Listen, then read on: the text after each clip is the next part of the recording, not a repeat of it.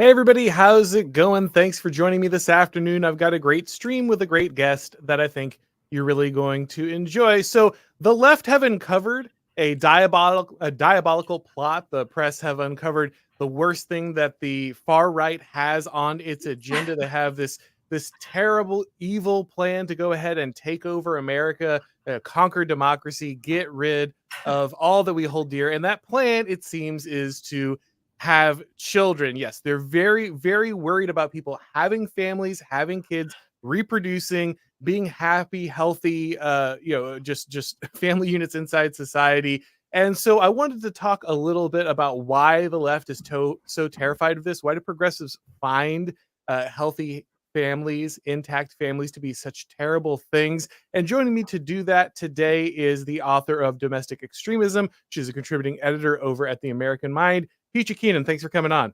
Hi there. It's great to be here. Thanks for having me. Absolutely. So Politico had this absolutely insane hit piece about how, the far right, it's done. It's done with the idea of elections. It's done with the idea of democracy. It's got a new and nefarious plan, the obsession with having children. Mm. Could you tell me a little bit about why you and the many people who attended this pro-natalist conference suddenly became targets for the left? Yeah, that was hilarious. That article calling people like me who just want to have children and stop population decline are now far right extremists. It just completely validates the title of my book, which was all about this. It's just called Domestic Extremist, a practical guide to winning the culture war. And in that book, I make this exact case that really the only way out of our predicament, our cultural predicament, political, all of it, is for people to kind of remember kind of the traditional ways of being, traditional marriage, having more than one or two kids, and kind of reclaim that. And we don't really even have to reclaim it. We're still living the life that, let's say, our parents did, when it was normal to have, stay married and have more than two kids. And the left has kind of like jettisoned those ideas for progressivism. And now they're shocked to see that some people haven't gone along with their plan. We're still trying to do, the plan that kind of we were taught as children. And so it's hilarious that makes us extremists. And I like to say I'm not a real domestic extremist. I'm just extremely domestic. Well, and that's the far more dangerous variety for them right now, right? They That's right. want the domestic extremists. They want the people they can parade around as, to possible terrorist threats to the republic, right? The worst thing you could possibly be is a rural white person who is angry with the government, right? This is the boogeyman that they're wanting to shake in front of people. But that's the useful one. That's the one that has no real danger to the regime.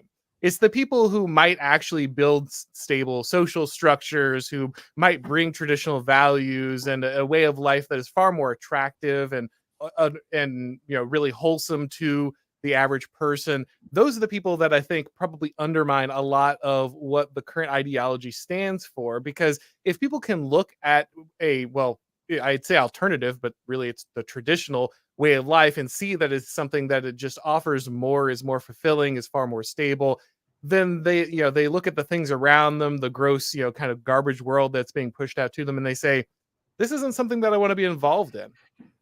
Right. And that's the irony, is that, in fact, like you said, we are a danger to the regime and to the powers that be in a way that is, I think, terrifying to them.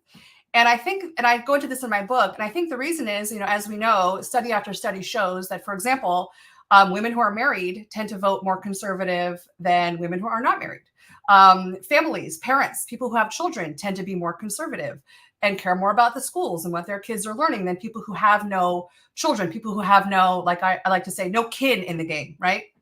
These people have nothing to live for. They don't care about a legacy. They don't care about the future. They don't have anything to care about in the present either. And when you have a family, now you have something to protect and to conserve. And you can look around and see all these bad ideas out there, like you said, the garbage that we're living in now. You can take steps to protect yourself and your family from those things at the public school and just everywhere. And that is dangerous, because that produces a generation of children who are not getting the message that they want these children to get. They're not becoming brainwashed to think they can change their gender and becoming these kind of this sort of like mindless army for the regime. We're seeing this play out on college campuses all week of children who have been raised to kind of absorb all of these messages, from feminism to activism, radical far left political ideology. And what that turns them into is just these kind of mindless robots, tearing down institutions and really society. And so by staying traditional, by having a family, you're really protecting yourself. And it's really, I think of my children as becoming basically immunized. I've kind of given them a vaccine to the worst part of our culture. Absolutely. I want to go a little more into how the family has now been politicized and why it's so critical to break down that structure, because I think you're exactly right that it does provide a barrier that really worries kind of the powers that be, because it does protect children from from becoming kind of these mindless zombies that are going to follow that ideology where it leads. But before we do, guys, let me tell you a little bit about today's sponsor. Hey guys, I don't know about you, but I'm at the point in my life where I can't really afford to have a rough morning after hanging out and having a few drinks with the guys. ZBiotics pre-alcohol probiotic drink is the world's first genetically engineered probiotic. It was invented by scientists to tackle rough mornings after drinking. Here's how it works. When you drink, alcohol gets converted into a toxic byproduct in your gut. And it's that byproduct, not just dehydration, that's to blame for your rough next day. ZBiotics produces an enzyme to break down that byproduct. So just remember to make ZBiotics your first drink of the night, drink responsibly, and you'll feel your best tomorrow. If I want to grab drinks with friends and make sure I'm on top of my game the next morning, I grab ZBiotics first. Vacations, weddings, birthdays, reunions, there's a lot going on this spring, so make sure to stock up on ZBiotics. You can go to zbiotics.com/Auron to get 15% off your first order when you use Auron at checkout. ZBiotics is backed with 100% money back guarantee, so if you're unsatisfied for any reason, they'll refund your money, no questions asked. So remember to head to zbiotics.com/Auron and use the promo code Auron at checkout for 15% off. So, like you were saying, it seems like the regime is particularly worried about intact, healthy family structures, because a lot of what is important to the message right now is the breaking down of all bonds and all identity, right? You have to make sure that every kid is programmable by the media and consumerist culture from the bottom up. Anytime they need to switch things up, new message, new plan, they need to be able to just kind of blow into educational systems and everything, deliver that. They don't want parents. They don't want anything that hinders that. They certainly don't want religion or any barriers that would naturally kind of stand between that. And so in that respect, you understand how family got political. But it does seem very strange that a government that is supposed to expect to have a future, right, which is relying on, to some degree, population growth. We constantly have to hear about why we need immigration and these things. You need these numbers to go up. You have to keep the entitlements flowing, this kind of thing. How did a regime that is kind of built on this idea of infinite growth also develop this ideology that basically dooms its population to not reproduce? Yeah, it's really interesting. I think that they see that the middle class, the kind of traditional heritage American middle class, is the main threat. This is sort of like the Trump voter, center right, the people who are still religious, still kind of clinging to their guns and their religion, people who don't, just normies who don't want to see their children get kind of sucked into the gender maelstrom and cut their body parts off.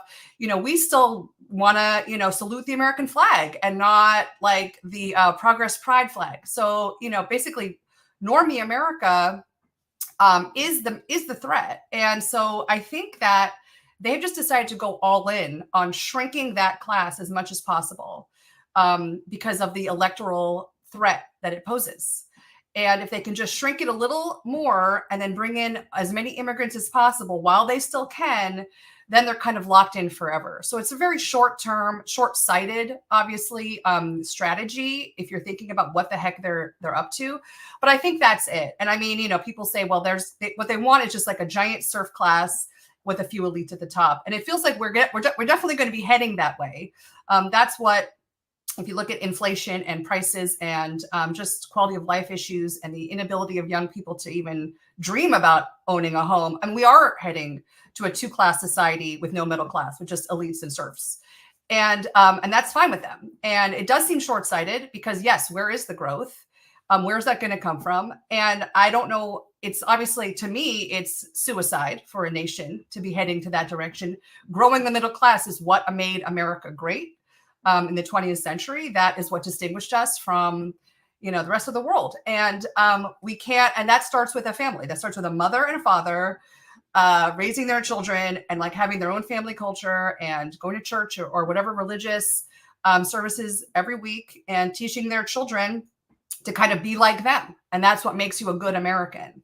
And that is, not allowed anymore. It's basically illegal almost. It feels like here in Los Angeles, where they're literally banning in my area, the traditional Latin mass. As we know, the FBI has already been, putting the traditional Latin mass goers on like the FBI watch list, which is so funny because they're being thought of as domestic extremists, just like parents who speak out at a school board meeting being called, domestic terrorists or whatever by Merrick Garland. And so that's the place we're in. And so my only response to that, and the reason I wrote the book, is to really give people, inspire people who feel like they're alone in a foxhole, that you're not alone. There are a lot of us out there, and we're not going to go quietly. I think it's really important that the event, the NatCon was the pronatalist event was the center of this article, this hit piece, because Kevin Dolan, who's been a phylactery on Twitter, is somebody I've had on the show multiple times. He put this on, and I know they're asking a lot of questions around this, and I know you've addressed this as well. There seems to be a mixture of issues at play. Obviously, our government, our society, the way we have things structured right now is very anti-family. It is set up to hurt people who are trying to start families, to discourage people from involving themselves in the raising of their children, to make sure to separate the children from the authority of those parents as soon as they have them. Just everything about our social system right now seems to be set up against this. However, we've also seen governments around the world implement pro-family policies, and those don't always necessarily actually increase significantly the birth rate. And so I wonder if you could speak first to why you think the birth rate is falling. Is it just these policies? What policies are impacting young people that they can't have children? And if it's not just those policies, what other cultural, social, spiritual factors do you think are driving down the desire of people to have children or the ability to have children? Yeah, the natal conference that you're talking about, that was back in December in Austin, and I spoke at it along with a lot of people. There was a couple of, trads like me, and then there were sort of geneticists and people who were kind of delving into the science of population decline. It was really interesting. It wasn't extremist, like at all. It was really funny to read that article. So, I mean, I think that having children has just become just this sort of thing that for a young woman, and I think this is really where it starts with feminism, which is what also my book tackles, is just, this is feminism reaping what they've sown and teaching young women, young girls. I mean, I was taught this from age, 10, 11, that the highest, the best thing you can do with your life and what you actually need to do to really find yourself and to kind of self-actualize as a person is to avoid at all costs. You can do whatever you need to do. Avoid pregnancy, avoid marriage until you have your career established, because that is how you express your true value as a human being and as a person. Okay. And so young girls are put on the birth control pill quite young. I remember, they would give it out at my sex ed class in like middle school, and in college, it was basically free. And the Planned Parenthood messaging, which is all about, exploring sexuality and don't settle down, have as many partners as you want, and just kind of all the guardrails that we're used to for young people, removed, right? The Sex and the City lifestyle, I'm Gen X. That's what we grew up kind of aspiring to. But when you look at it, it's like actually quite dark, that lifestyle, just along, and I think now with Tinder, women are on that app. I wrote about this. There's women who got on Tinder the day it launched in the App Store, and 10 years later still on Tinder. And I mean, if that's not like a cautionary tale, I don't know what is. So I think that, girl boss, girl power, that has just taught young women that anything that takes you outside that track, like staying home with your baby, for a year or for 2 years or whatever, is like shocking taboo. And I've experienced this so many times with young women who I worked with when I was had a corporate writing career. They would have their baby, and there was just not even no one even would suggest to them, maybe you should maybe it'd be great for you to stay home with your baby if you want to nurse it and until it's old enough to go to school. I mean, even just to say that to someone would have gotten you fired, blackballed as like a crazy woman hater. You want to ruin her life, you want to ruin her career. I'm like, well, no, I'm thinking about what actually you want as a woman. You don't want to leave your baby. It's the most natural, normal thing in the world. The maternal instinct is very powerful, and you just have this overwhelming instinct to be with that infant, physically close to that infant, as much as possible every day, like as long as you can. I mean, that was what I experienced, and that's why I didn't go back to work in an office after I had my first child. Except for I did for a few years when my oldest was in preschool at the time. Then I had a fifth baby, and that was it. I was done forever. I was never going back. But I would see young women come back from maternity leave, and I'd be like, well, where's your baby? And they're 6-week-old. And they're like, oh, well, he's in school. I dropped him off at school, and it's like, they would show me pictures of like literally a 6-week-old newborn at a daycare. And I just, I can't, like, to me, it's like so traumatic to think about that baby being without the mother and the mother without the baby. And they would talk themselves into this as being normal and okay. And everyone agreed, this is normal. This is okay. This is just what you do. This is what you do. And so for me to say, I'm not coming back. I want to nurse my baby. I nursed her for 2 years, my last baby. I couldn't quit her. That was abnormal. And that was like sort of shocking. And people would say, well, you're giving up. I was making 6-figure salary and all incredible benefits, all these perks. And like, how can you give this up? But to me, yeah, it was a huge sacrifice, financial sacrifice, but like, it wasn't a debate. Like it would have been like cutting off my arm. You know what I mean? But women have been kind of talked out of that. They have been kind of mind flayed to not even allow themselves to remember what the maternal instinct is there for, what the purpose of that mother-child bond is, because your career is the only thing that matters. And I think that and we see this over and over again in even third world countries that traditionally had very high birth rates. As you introduce birth control and abortion to those countries and careerism and feminism, the birth rates plummet. And so now we're seeing countries all throughout South America and Asia obviously having incredibly low birth rates. I'm not saying women need 8, 9, 10 kids. That's not at all what I'm saying. I'm saying, to beat the replacement rate, which is like 2.1. Okay, so like 3 kids takes care of it. But even that is completely out of reach to women who decide they're going to work instead.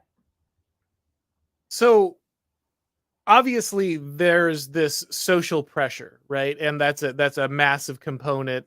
Like you said, the way that women are told where their value comes from and how they need to approach dating and marriage and all of these things. But to be fair, for a lot of people who do want children, there is a financial barrier. Oh, yeah. And like you said, of course, for you, it's it was a financial sacrifice. But I would imagine you probably had a husband who was able to still be able to take care of you. And so there's a situation that is also a lot of people are in, where they're reliant on these dual incomes. We've inflated our economy to the point where it's impossible. You look back to TV shows from the 70s and the 80s, and a guy with 4 kids and a wife who stays home is like a shoe salesman. And I know TV isn't real life, but that was something that was relatable. You're like a manager at a hardware store. Of course you can afford a home with multiple children and a stay-at-home wife. Yeah. And today that seems impossible for a lot of people. So, obviously the social impact is massive and all the things that you just discussed, but there is, to be fair, a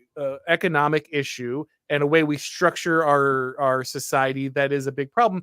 And I think that for the most part, conservatives, Republicans, the GOP, they've been in on this, right? Like they have been involved in creating the economy and the social situation. They talk about family values. You get people talking about the importance of family values, but they don't promote anything that actually would create the ability to people have families. So can you speak a little bit about the structural and economic problems that come from both the left and right that keep people who do want to have children from having them? Yeah, I mean, this is the major issue that you keep running into, the wall. Like, have more kids, but I mean, how can I? I can't afford it. And I actually do address this in my book. Whenever I pitch an idea, for example, something like, if you have 3 or more kids, you don't pay income tax, or if you have 3 or more kids, you get 0% mortgage or something. Something that will give people the incentive or the ability even to have an additional child, or even to have like their first child. Republicans accuse me of being a socialist. They come out and say, you can't, people have to work. And we didn't get that. Like, no, it's a different world now. The boomers had it all. People now need help. And when I look at the economy and inflation and the housing crunch and all of this, and what it does to people, and how it does actually turns them into dinks, double income, no kids, out of financial necessity. We can't even have this lifestyle. If we introduce children into it, we'll be poor. I totally understand that. And it does make me think that there is something purposeful about what they've done to tear down the economy, how they outsourced all the jobs in the Midwest and the Rust Belt to China, starting in the 70s and 80s. And the GOP was 100% in on that. Outsourcing all of our manufacturing, outsourcing, the car industry, all of it, pharmaceutical. And so you have people who had, let's say, mining jobs in West Virginia or whatever. Those are gone, thanks to the climate fanatics.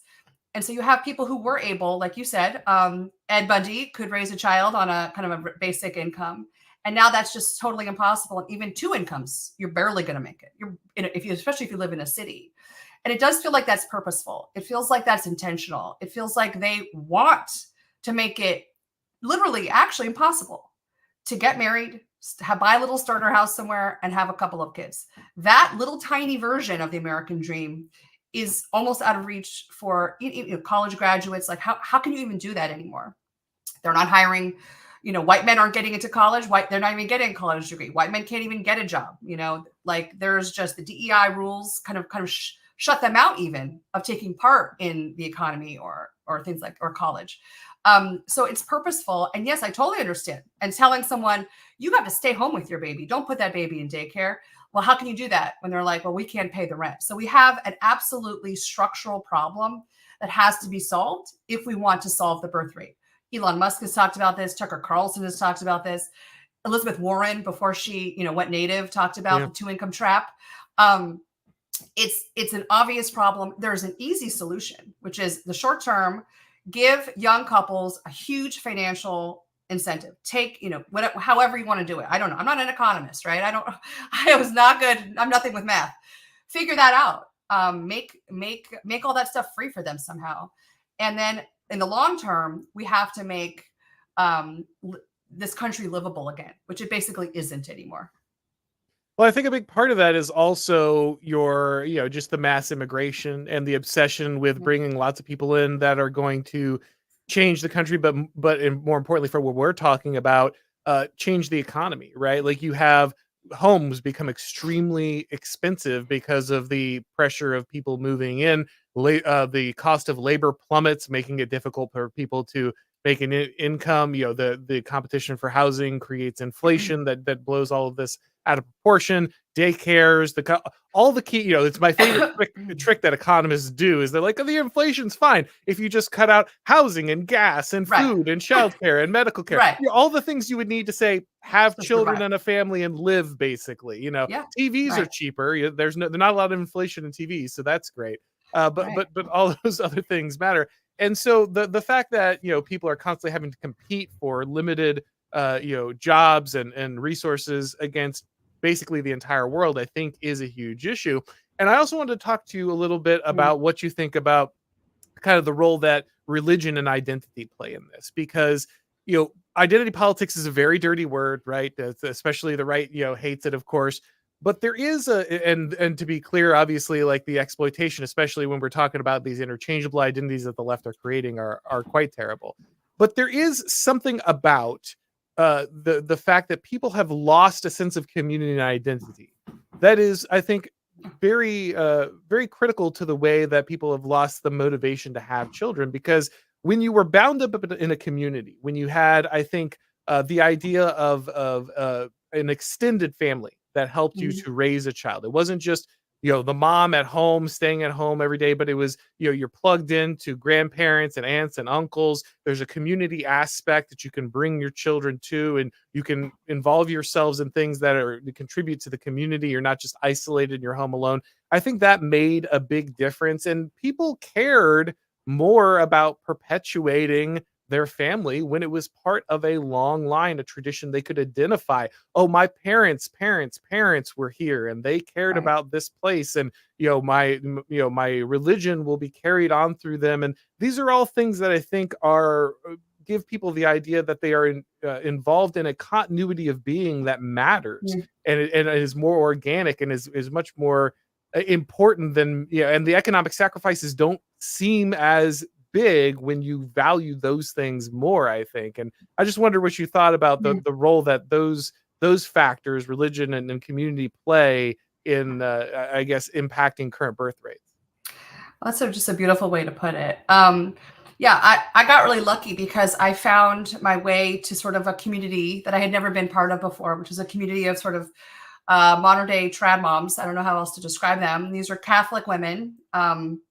And I mean like real Catholics, like devout pro-life Catholics, who were having children, and they were just having kind of, one said to me once, I asked her before I had converted, I was like, she was pregnant with like her sixth or seventh child. I was like, well, how many are you going to have? And she was just like, well, as many as God wants me to, and I was like, well, like I had never encountered that kind of spirit, that kind of attitude towards having children. Um, and I started hanging around with them, and they're like completely normal, cool, fun, like look normal. You can't tell when you're with them that they're like weird, fanatics or weirdos. They're just normal. They fit in, right? Like they're walking around like regular people. But at home, they were having child after child. They have, I have 5. So I'm actually something of a lightweight. There's plenty with like, 4 and 3 and stuff, but there's a lot. I have friends who have 10 kids. I have friends who have 12 kids. And they're completely great and beautiful families. Everyone's together, they're just incredible examples. And so, yeah, so that community that I kind of started belonging to when I converted did inspire me. And it absolutely did make me think I could have another child. Maybe I'm not going to stop at 4. It was okay if they can do it, it's normal. I can do it. I think peer pressure also, when you're in a community, you're seeing what everyone else is doing and capable of doing. And you think, oh, maybe I could do that, and survive and raise wonderful, devout children myself. And so that was like super inspiring, and people don't have that. And that's where religion, I think, comes in. Obviously, I don't think I could do this if I hadn't converted, if I had still been what I was, which was basically a completely secular atheist who didn't believe in anything. That would have not, it really doesn't give you a kind of higher purpose or calling, and at parenthood, at the end of the day, whether you're atheist or religious, is a sacrificial devotion. Because if you want to be a good parent, there's enormous sacrifices. I don't care if you're rich or poor, you are sacrificing so much of your time and your energy and your effort and, yes, your money and all those things for a lifetime. You're locked into it. And so I think thinking about it in those terms as like a sacrifice, as a devotion, it does seem to mitigate a lot of the kind of daily, pains of having kids. And there's a lot of pains. There's mess and all the other stuff. Thinking about it as giving back to some kind of thing bigger than you, like you're saying, with your ancestors and roots and community. I mean, yes, connecting, like my great grandmother who came to this country as like a refugee from the Russian Empire in like the, in 1906 or something, on a boat alone, and connecting her to my children and thinking what she did is paying off. Her incredible sacrifice, one day, like if she only knew that she was going to end up having, so many great grandchildren, how beautiful that is. And it's something that immigrants, illegal immigrants coming through the border, they have no connection. They have no connection to our land, to our country, to our history, to our, where our ancestors are from. I mean, they have their own in their homes, I'm sure, some long history there, but they don't have a connection, and they don't have a reason to put down roots and really fully engage in the kind of American project, which is what all of our immigrant parents did. They were just like threw off whatever country they came from. They threw that off, and they just kind of dove into like Americanism, for lack of a better word. And we have so many new people coming in. Like, that's not really going to happen. That's not where it's going to be kind of like they're physically here, but are they here in their hearts, in their minds? I mean, I have no idea. And it does degrade the other communities who have to struggle, like you said, struggle more for resources and where they're going to live.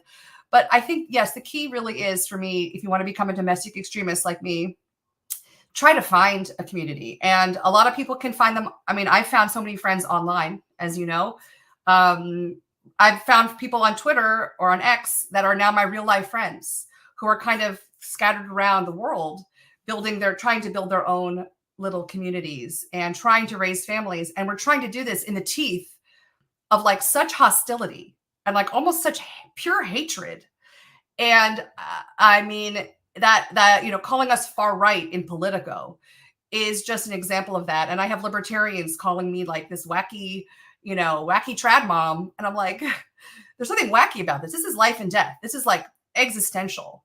If we want humanity, if we want this country to see the next century, we're going to have to make more people like me and like you who understand the importance of this project that we're engaged in. I mean, it really is life and death.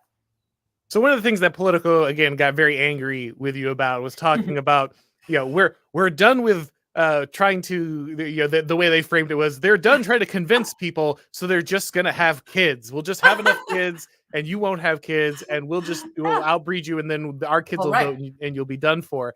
And you know, it's funny that they took so much offense at this, of course, which is hilarious because that's their entire plan, right? Like literally every day they're like, we're going to replace all the people in America with new people, and those people will vote for us. That's what they announce on a regular, and then they get angry if you point it out. Tucker Carlson goes, hey, you know how they keep saying this live on television? And they're like, whoa, conspiracy theory. You know, their literal plan is we're going to shift the demographics of this country and change the way people vote. And you're just like, well, no, that's my plan, but I'm just going to do it with my own children instead of importing people. But I will say this. So there's been a big debate over this issue. A lot of people get very angry when people bring up the just have kids program. Yeah. And I'll say this, it is necessary, but not sufficient, right? And that's the thing.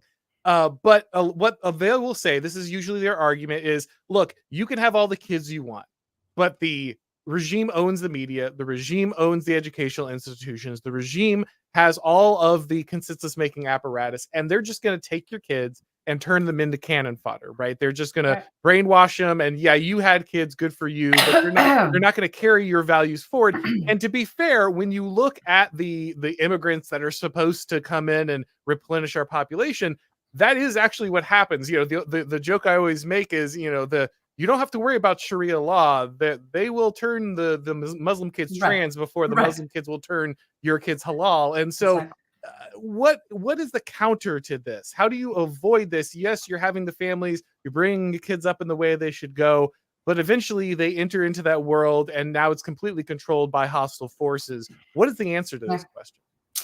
Yeah, I mean, if you're not careful, your children will get sucked out of your family values, whatever you're trying to instill in them, and they'll get sucked right into what the regime wants to implant in their brain. And it's real. And I've seen this, you know, I have friends who do they're on the right, you know, they're conservative, but there's kind of nothing underpinning that. And their children go to, let's say, a fancy private school or just the public school down the street. And they are kind of shocked when the kid comes home and says that, you know, mommy, I don't know if I'm a girl. You know, they're surprised. And they're crying because climate change is going to make the earth burn up in 5 years. And we have to throw away our oven or get rid of our washing machine or whatever it is. And so I tell people this all the time, and I write about this all the time. My children, though, are marked safe from all of that stuff. My children are not going to, you know, pro-Palestine rallies and like tearing down buildings in their schools. My children are somehow here in Los Angeles, in California, are pro-life, devout Catholics who are chaste and are hoping to get married early in their 20s and produce grandchildren for me and my husband. So we accomplish this. Okay, look, nothing's perfect. There's no guarantees. Okay, you can't guarantee in life that is what will happen. But I think I have a very good chance of getting all, or at least most of them, through the gauntlet, through the minefield. And really it comes down to very simple things. You have to avoid putting them in public school. Now, I have friends in, let's say, in Tennessee, outside Nashville, the public elementaries and the high schools are actually fine. They don't do pride flags. They don't do pronouns. That's okay, fine. But if you live in a blue city, if you live in a blue state, you have to be very careful. Austin public schools, I don't know, like you're in Texas, but I think Austin's a little bit wacky. And then if you also can get them to, the cheat codes for us, really, we're raising them Catholic. My husband and I converted, but the children are now really cradle Catholics. And I mean, talk about, very, instant brainwashing. The Catholic Church, if you find a good parish, a priest who is actually like based, for lack of a better word, your children will be immunized. It'll happen kind of without you even doing too much, like counter programming for them. And then you have to also just make sure that they're not, looking at porn on their phones when they're little boys. Most boys access pornography on their cell phones. Majority of boys by like age 11 or 12. And so you have to teach them why to avoid these things. And the why is because it's really bad for you. And here's the reasons why. And it's also a sin. And it's all these things. As you kind of scare them straight, and then all their friends are on the same program as yours. And so you really kind of, I mean, it's really amazing. It's almost like a miracle. I don't have to worry about my kids, doing fentanyl in high school and like dying of an overdose. I don't have to worry about, one of my sons like getting someone pregnant. Like that's just literally not happening. And people scoff when I say this, and they say, come on, they're all doing it. I'm like, actually, no, they're not. They're not all doing it. There are places and schools that you can find and communities where the majority of the children, and I mean the vast majority, if not all, like are adopting our program. Like the political writer, she was horrified that we were talking about having our children that would look like us, having your own biological children that look like us is bad. But I think what she meant was children that would adopt the same lifestyle, adopt the same kind of Catholic trad lifestyle. That was bad. And it was really telling that she said that, because they want your children. They literally do. They literally do need to separate your children from you, the weird extremist trad, to get your child on their program. So they are not reproducing. They're not baby maxing. They're married to the state. They're married to Tinder. And, they're self-actualizing through a career or whatever it is. They're exploring their sexuality till they're dead alone. They are terrified at that. And if you can get on, the lifestyle that I've been doing with great success so far, and a lot of people I know, and we're, they're kind of like this hidden, fringe religious cult. Some people think, but we're just Catholics. We're just doing like a Catholic life that is completely normal, or was a few years ago, pre-Pope Francis. And if you can pull this off, I mean, if you can teach a child that, like a young child, like what a pregnancy means and what an unborn baby actually is, and what abortion therefore must be, and how mean that is for a mommy to do that to a baby. If you have a child who thinks that, who understands that truth, it's very unlikely that child will ever grow up one day and go to like an abortion rally covered in, fake blood, screaming for abortions. And that girl just won't do that. And so there are these ways you can do it. There is a way to kind of immunize your kids. And so, wish me luck, fingers crossed. We've done it. Yeah, I think that you're right, that the state, obviously, again, when they need to have that malleability, because they are, obviously in a situation where they're not having a lot of kids, it's designed not to have kids. They need to be able to break down any barriers, any alternatives that you would create. And especially because they don't want your weird, crazy, extremist lifestyle to seem actually pretty healthy and normal and Right. desirous. And so it needs to go away. And the key to create that really is those alternative institutions that you're talking about. Mhm. If you look at Jewish or Catholic immigrants to the United States, they created their own schools immediately, right? These are famously their schools. Why? Well, because they knew that the public schools in America, well, they weren't hostile the way they are now. They were Protestant, right? They were inherently Protestant. And so if they wanted to keep their culture separate and different, if they wanted to keep them distinct and keep their values from being kind of just absorbed into the American culture, they needed to create alternative institutions. Well, whether we like it or not now, like traditional Christians are in a situation where they have to protect their culture from the majority culture. And so the way to do that is to create those same alternative institutions. Don't let your enemies raise your children. And like you said, very importantly, having those communities, especially conservatives, unfortunately, are just so big on the individual freedom, right? And the atomization. And they don't think about what it takes beyond just, well, make sure to raise your kids right. Well, that's good. But then they have to have friends and they have to get married and they have to interact with people. And the larger you can create this sphere of alternative institutions and community, the more can be included inside of it. So if it's just you and a couple friends, well, maybe you can do some homeschooling and you can do some alternative things, but there's only so much you can do. But if you can build that wider and wider and wider, you can start including businesses, you can start including libraries, you can start including all kinds of things that are funded and created by your community. Well, now more and more things can be done inside that system where you don't have to go outside of it and create a situation where the kid's going to lose their values. And of course, eventually they will have to go out into the world, but they will have a much stronger background. Like you said, they will have all of their background will be linked to that faith and that community. And they will have a much higher percentage chance of kind of going and entering into the normal world, but still retaining the values that made them who they are. So the last thing I wanted to talk to you about before we go to some of the questions from the audience is you just released a piece yesterday, and I saw your tweet first, and then I kind of saw the Substack that you had written about it later. But obviously the campus protests are happening right now. And they're kind of the biggest story in the news. We have the pro Palestinian and pro Israeli kind of clash. It's in many ways an inter-leftist civil war going on, where establishment left kind of nominally supports Israel because they have to, their donor base and stuff, but they don't, they kind of wish they could be with the radical leftist vanguard, and they're the ones that are actually pushing these things.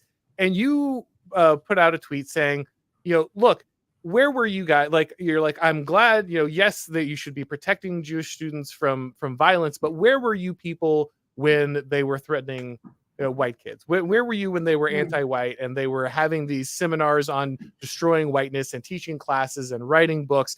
Where was this now? Because there's this backlash against what's happening, and as you pointed out in your piece, well deserved, because you pointed out you are a Catholic convert, but you are genetically Jewish, so you have Jewish parents and such. So I'm part Jewish, yeah. Right, and so this is a situation where it's like, okay, obviously you care about people being protected from violence, and you want people to be able to have their identity and not have that, but also recognizing that this is something that basically the right and just wider society abandoned for a very long time, and suddenly has found the courage to stand up against. It seems only because a very particular group suddenly has like this right to exist, when they were attacking a whole other subset for a decade or more, and no one seemed to be able to gather action to it.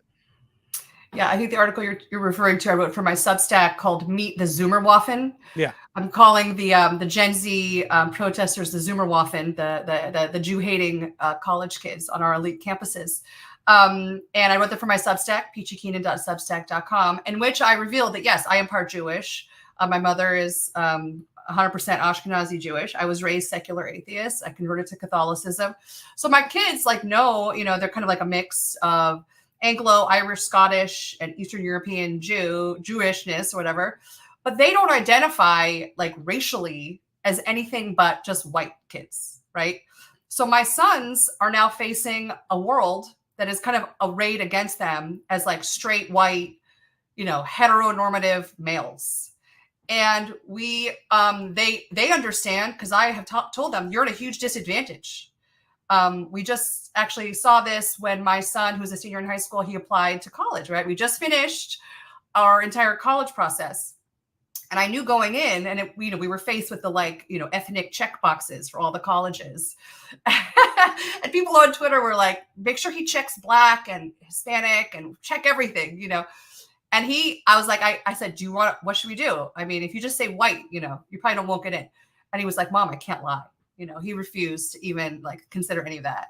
So we checked Italian and a few other options that made him a little more med, something, because we are part Italian. And lo and behold, he got completely shut out of all the University of California schools, UCLA, Berkeley, UC San Diego, and USC. And his scores and grades and everything were top notch. And of course, these schools let in a very narrow percentage of, straight white males into their undergraduate freshman class. But it was just really interesting to see that actually happen in real time. That, in fact, could there be a bias racially against people like him? So they identify as white. So I wrote the article in defense of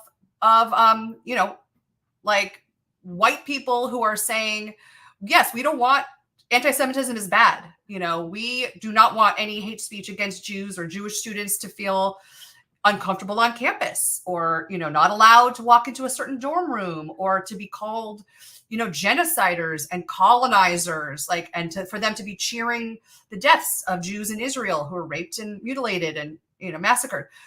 Of course, we condemn all of that. But hello, that's been going on generally for white people, especially straight white males, on college campuses for decades. And my children are about to start college and experience this for themselves, potentially, if they make the mistake of going to one of these elite universities, which I hope they don't. And so that was my defense. That's all fine and good. You want to do special protections for Jewish kids? That's fine, but that's not fair. That's not fair, because then it still leaves the kind of the non-Jewish guys, the Gentiles, still the number one approved villain in the elite universities and in Hollywood and basically in media. You're still allowed to hate on the regular white guy, right? He's a bad guy, and that will never change. And we can protect all these groups have their special carve out. Jewish kids after October 7th suddenly felt like they lost their carve out. They lost their kind of protected minority status, and they're kind of trying to to it.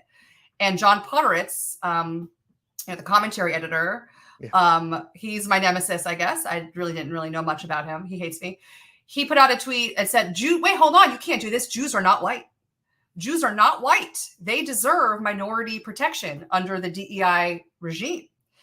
But the leftists are like, no, Jews are white. They're white enough for us. The Israelis are white enough for us. They're colonizers and, genociders of the browner people.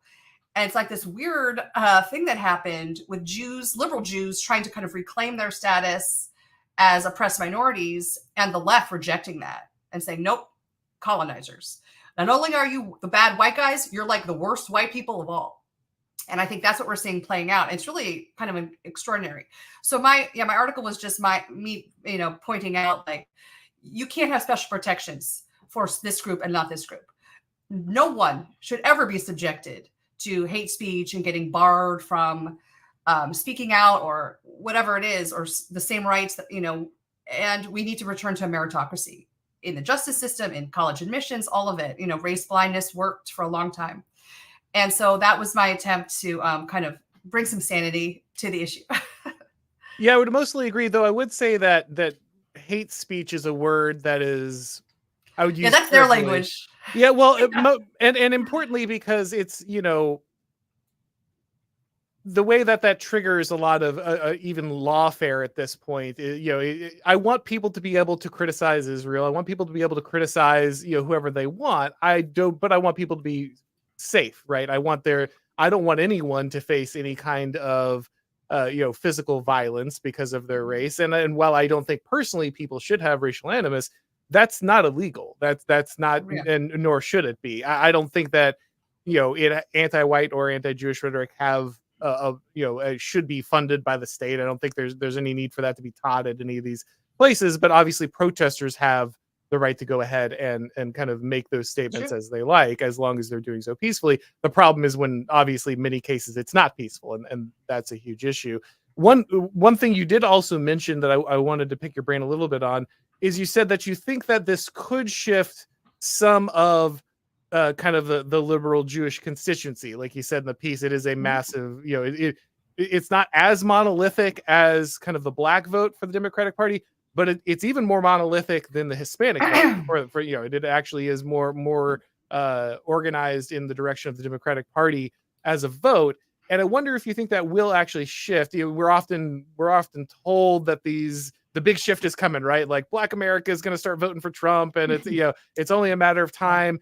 And you would think, like, logically it makes sense. Like what you're saying is, you know, makes sense. But then I look at kind of the Horowitz, you know, approach. It's like, I don't know, because they feel like that unprincipled exception to the leftist rhetoric around colonization and everything allowed, like you said, leftist Jews to kind of exist in the safety pocket. They didn't sink to the bottom of the oppression hierarchy like you would expect from kind of the way that that narrative is laid out. But that is crumbling. So the logic around that pocket of protection is falling apart. But still, it feels like many of these guys, like Horowitz, feel like the protection is still for them on the left. Like that is still the safe place to be. You know, Bill Ackman and such kind of made noises about how they're going to fight the left, but then he immediately turns around and dumps millions of dollars into Democratic candidates. Right. And I just wonder if there really is a significant sea change that could happen with kind of this shift, obviously, in the rhetoric that is now including Jews in that, you know, colonizer white storyline. Yeah, it's really fascinating. And there's also Jewish kids in the pro-Palestinian camps at these schools. So right. It's really interesting. I mean, I can just, you know, I don't know the numbers on this, but I can just speak from just experience. I grew up in West LA, so I still have friends and friends of friends who are, you know, they're private school Jewish kids who are now adults who have families. And I will say that the trans stuff kind of primed the ground for them to kind of go like, whoa, I don't actually want like my child becoming transgender. Like I'll draw the line, like at the private school pushing this, that's kind of too far for me. So that I think has primed them a little bit for the first time to question their loyalties to the Democratic Party. And these are people who were all in for Obama. Hollywood people who were, you know, giving all the fundraisers in Malibu for Kamala and Biden, you know, in 2020. And they were all in Trump, orange man bad, right? And now after October 7th, I was hearing a lot of them say, you know, we think we need to vote for Trump. He protected Israel. He is the only one who like spoke out for Israel. So, and there's even some who say like Israel is their only issue, which is, you know, a common statement among liberal blue state Jews. Israel is their number one issue. Okay, not mine. Mine is immigration and crime and the economy. Okay, but for a lot of them, it is the number one issue. And so when they see that what's going on, and they see, you know, AOC and Ilhan Omar making nice to people who they think perceive as hate them and hate Jews are true anti-Semites, I think it does shift them. And some of them have come out and said they're not going to vote for Biden. I don't know if they're going to vote for Trump, but they're not going to vote for Biden. Is it enough? I mean, here in California, it doesn't matter. We're so outnumbered that it really won't make a difference. Could it make a difference in some of the other kind of purple states? I don't know, Virginia, in the Midwest. I mean, New York is very interesting to me. New York came close to Zeldin and has kind of sort of seemed to be going purple in some of the areas. The Orthodox Jewish community, obviously, there is pretty big in Brooklyn. It's a very interesting state to watch. Can Trump win New York because of disaffected liberal Jews? Like, I don't think so in the end, but we'll see what happens. It's very interesting. All right, guys. Well, we're going to go ahead and switch over to the questions of the people. But before we do, Peachy, can you remind people where to find your book and all of your other work? Sure. You can follow me on X at Keenan Peachy, and also subscribe to my Substack, peachykeenan.substack.com. My book, Domestic Extremist, is on sale at Amazon. Excellent, guys. Make sure that you check out her work. The American Mind piece was particularly good here recently. All right. So we've got Cripper Weirdo here. He says, isn't this an upside down world where anti-natalists are all over the internet? Hang on, guys. This idea is interesting. Pronatalists are the terrorists. Yeah, there is obviously this very strange moment where just a traditional life does seem threatening to the people in charge, but unfortunately that is kind of where we're at. Cripper Weirdo also says, but Miss Keenan, don't you want to buy purses? Yeah, there really is that argument. Yeah. Well, yeah. I mean, I do. Yeah. I would love to be able to, go to Neiman Marcus and drop, whatever 5K on like a Celine purse. Like, sure, maybe one day I'll be able to do that. But like I said, it's a sacrificial devotion. And, I feel like you have to choose what you're rich in. And I feel like I'm rich in children and potential grandchildren. So no fancy purses yet. I mean, like you said, it is a sacrificial act, and people should Mhm. go into it with that, eyes open. Like Exactly. I think that is something. It doesn't do anyone any favors by lying to them about that fact. So, True. but worth it, as you would say. So, Florida Henry says, "Greetings from Dakota Badlands. Again, this goes back to Reaganomics. I make 150K a year with a house, and the only way I see Mhm. having a family is moving overseas." Yeah, I mean, obviously, we could have a lot of debates over when and how the economic system that we have now is kind of developed. I have a theory that we didn't dive into, but I think there's a thinker, Oswald Spengler, who said that really once people start having to decide whether or not to have children, when having children is not part of just the natural rhythm of life that occurs in your society, that's where it naturally starts to decline. That's when you will Yeah. see this. And even if you take steps to increase the number of children, people, just because they have to make that choice as opposed to just running into this as just part of the development, it will necessarily kind of reduce your number. And in some ways, you start to think that modernity itself is kind of the great filter. That Mhm. as you said, when all these other groups make contact, even outside the United States, outside of the West, with many of the modern technologies and ways of life, it does seem to impact their fertility rates, no matter what people do, to some extent. Yeah, that's so interesting. I definitely agree with you. I think that when you're on the pill, having to go off the pill is a very hard decision. You have to make this affirmative decision to go off the pill or have an IUD removed. You can't just have a whoops, I'm pregnant moment. And that affirmative decision to do that is scary because then you're like, well, do we have enough money?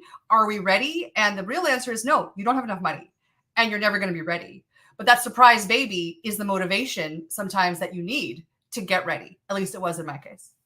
Yeah, there's the Mary Harrington talked about this in her book about the pill shifting the default idea of women being fertile to an off switch, right? Like, you, Yeah. instead of that being the Right. default, now it's no, you have to turn it on to be fertile, and that was a Yeah. big shift in the mindset and the way that families form. Creeper Weirdo, who again says, Sam Hyde said something interesting about this. How do I make my child based? Give them earnest love and affection. And that's a crazy internet funny man. Such strange times we live in, guys. Well, I'll say this. I mean, obviously, your parents' attention is going to be a massive impact on a child. The adult attention really is just kind of a magic thing for many children in their development, and being intentional and putting that time in matters, of course, but it does matter what you're putting the time in towards, right? And that's where I think that community, that wider religiosity, that idea that you're connected to a tradition and a community matters, because you could have a parent that does spend a lot of time with their child and attention, and that's still going to bring the child, I think, a better life, but it won't necessarily make them based, as many people would say. It does matter what you're putting in at the end of the day. Right. And I think that being in close proximity, physical proximity to your newborn for as long as possible has been proven to mitigate a lot of bad side effects that children who are separated early do experience, behavioral problems and other things. It's just kind of like a severing of the maternal bond. So the stronger you can keep it and form it at first with that young baby, that kind of powers you through the teenage years, which are a little bit, it's a little bit harder. They get a little harder to love. Let me put it that way. Perspicacious Heretic says, there's a lot of argument over women in this space. What should the typical woman sympathetic to this worldview be doing to advance this cause? Yeah, that's a good question. There was quite a bit of dialogue about the woman question, as it's often Yeah. called, on Twitter. What do you think is the best role, or what do you see? Obviously, you're someone who's speaking in kind of many of these spheres. How would you answer that question? Yeah, women are would rather be lost in the woods with a bear Yeah, right. than a man. The bear discourse. Yeah. Okay, like not me, although maybe it depends on the man. I don't know. Don't want to be locked in the woods with John Potteris. That's all I know. Yeah, that's reasonable. Yeah, there's an issue. There's women and men kind of at each other's throats, even on the right. Women are becoming more liberal. Young men are becoming more conservative. How do we get them together? How do we get them to procreate? Like, it's this impossible dynamic. But I will say that, like, if you make it a priority, like, you really do want to get married, you really do want to, like, find love and have a baby before you're, in your 40s, let's say. If you make it the priority, I think you can do it. And I think that part of that is for young men, like, becoming marriageable. Don't look at porn, don't smoke weed, like become a responsible, looks maxing guy, like do what you can, to increase your odds. And for women, I mean, the same thing, like don't get off the, antidepressants, try to pull yourself together, make yourself also more marriageable and more attractive. And that is like, you're not allowed to say these things. Like if I say this in other company, I will get, things thrown at me when I suggest these things to women. But also I think back to the pill actually decreases your libido. And it's been proven to actually make women more asexual and not even attracted to masculine men. And some women, I read a study that they say that the pill can actually make straight women lesbians, because it just messes with your hormones in so many ways. So I would say that, men find a girl who's not on the pill, and women find it just a nice guy. This all goes back to Alex Jones being right about the chemicals making the frogs go in the water, doesn't exactly. Paladin YYZ says, born of Norwegian Lutherans, I was adopted by a Catholic couple. My Catholicism guarded me from succumbing to prog metal and pagan crap. I naturally love Sabbath, Priest, Led Zeppelin, good Catholic metal. Look, there is a lot of good Christian metal out there, guys. You don't have to listen to black metal or satanic metal. There's lots of very good Christian metal. You can listen to War of Ages, you can listen to Striper, you can listen to all kinds of other kind of deathcore bands that are in the Christian metal sphere. You can listen to all kinds of good stuff out there. You don't have to fall into. And by the way, Rab Halford, I believe, has converted to Christianity from Judas Priest. So a lot of guys like Alice Cooper and these guys, like they realize, like, you're not going to make it, man. You can't survive the rock star lifestyle, ironically, as an atheist. It just doesn't work long term. So I didn't know you were into metal. I have got the albums behind me for a reason here. Yeah. Very all right. cool. So let's see here. We've got Marcos 588 says, how do we trust former liberal progressives if they can't forego the belief and presumptions that brought them here, if they just enshrine the Buckley effect of skewing, derailing the right wing leftward? Yeah, I've obviously written a lot about this. This is something that I've talked about in my pieces, like the neocon cycle. This is a real danger that the right needs to guard itself against. There's a constant revolving door of, I didn't leave the left left me, guys coming in and then immediately demanding that the right wing become more accommodating to all their left wing positions, except like trans kids or something. They pick like one thing and then otherwise they're still leftists, and they want the right to kind of conform to this. The key thing, guys, I think, is always about people who really see that there was something wrong with their prior belief system. The people who say, the left didn't just get too crazy for me, but I actually saw a real problem in the priors that I held, a fundamental issue in the worldview and the values that I had. Often this does come with a religious conversion. Many an atheist has become a Christian and realized that also shifts their politics. And so I think when you see someone who is repentant in a religious sense, but even in a political sense, of says, hey, I held these positions, but I understand that it wasn't just that the people on my side went too far, but that there was a real problem with kind of the axioms on which my worldview is based.